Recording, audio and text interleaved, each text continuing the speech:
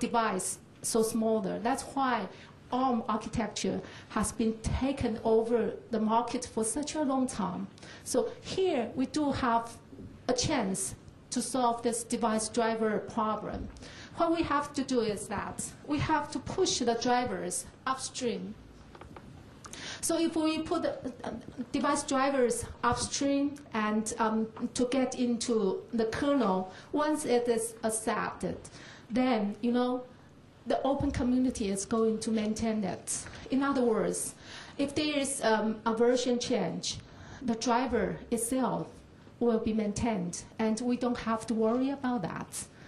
Then what should we do to take this kind of opportunity? One, there is a Linux Foundation. If any of you are here this morning, you must met Jim from the Linux Foundation. He is the CEO. He's the CEO, and you have to thank Wilson. He made quite a lot of effort to invite Jim to be here. They have an NDA program, and this NDA program can, that's the device vendors to confidentially share their specifications and maybe their codes with those kernel developers. Why do they want to do that? Because in the past, a lot of device drivers, vendors or manufacturers, they do not want to release their specification because, it's their business secret. If their competitors know about the specification, they lose their competitive advantage. So they are quite reluctant to even open the specification, don't even mention to the source code. However, in this Linux world, if you have a device driver, you want to put it upstream, you have to provide the source code. It is just the game rule. However, there is a way to, keep your secrets. This is what the Linux Foundation NDA program is trying to do. So your device driver specification will only allow certain people to look at them, and they are not going to, leak it to anyone else. This is one. And the other one is this Linux driver project. A good news to share with you that there are some volunteers. They are willing to, developed device drivers free in this project, and there's going to be an activity on June 10th and 11th. You can get on internet to search for that program, and two very important persons from this Linux driver project, they are coming to Taiwan to share with us some inside information about how we can leverage this project. And I just mentioned that the drivers need to be, automatically maintained from upstream to downstream to different version releases, right? And there is a driver backport work group can do that.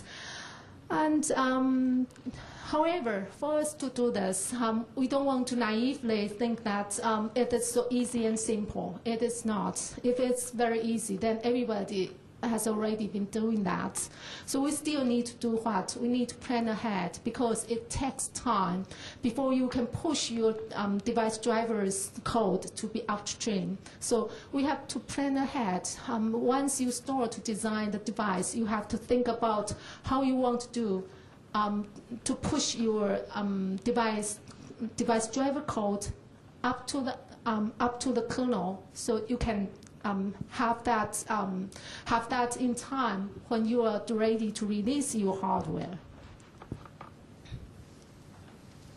And the next, I would like to talk about the opportunities for individual software vendors. We know that, we just mentioned that there are a lot of huge market opportunities, that for 10 billion opportunities, right?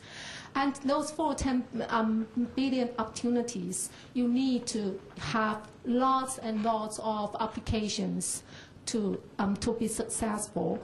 And here, just to mention a few that if you were software developers, you can consider of. It includes like consumer forecast and the social networking and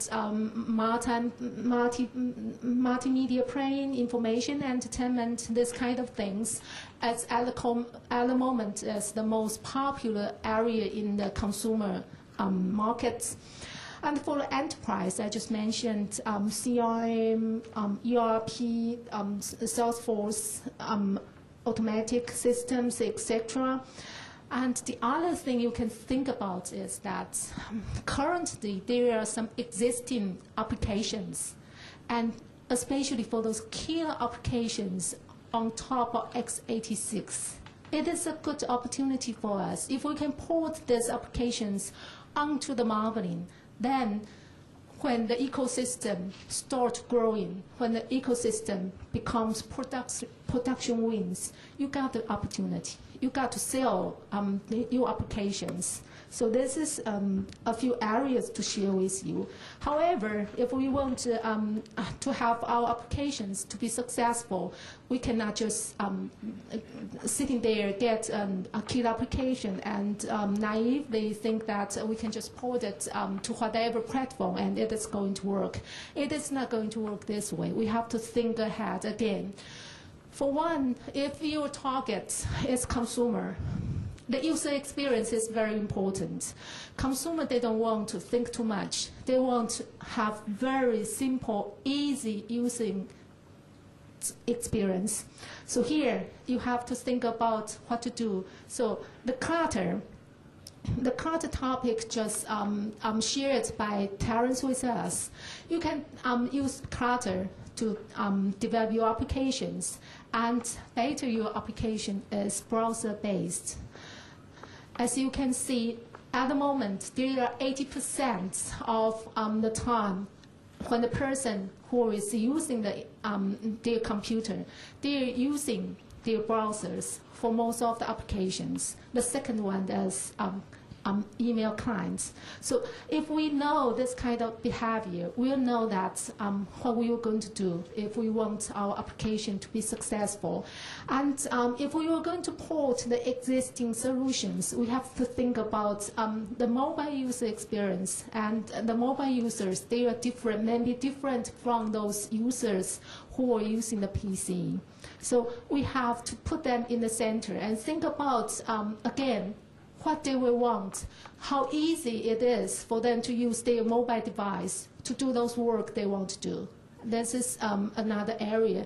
And, you know, for these mobile devices, there are always computing power limitation. And for this computing power limitation, the cloud computing can help out a lot. That means that we'd better put most of our services in the server side and only download it, because there is always internet and our device is always on. So we will only download it when we need it. That way we can have a lightweight internet device to help us to do all those works. And finally, I'm going to give you a little bit introduction of the organization I come from. I'm working for Mobile in Alberlin Center in Institute for Information Industry, III. And Wilson just mentioned that this MEC is a joint effort of MOEA and Intel. And we are here to help everyone who want to see the Marvelin ecosystem successful. We want to, you know, accelerate the adoption of the Marvelin ecosystem. We want to, you know, help our OEM, ODM vendors to have more production wins. We want to help our IHV and ISV to create more device drivers and killer applications. And what we do, here is what we do. And in one hand, on the contribution side, we're going to contribute to the marvelin.org, which means we work together with Intel and in the future, maybe Linux Foundation, to develop the marbling.org. The marbling.org is an open source project. I believe everybody here understands what a project means. That means that it is only a project. It is not a commercialized product yet. So there's still a lot of work need to do if we want to have a production win there. So MEC is going to help application developers I just mentioned.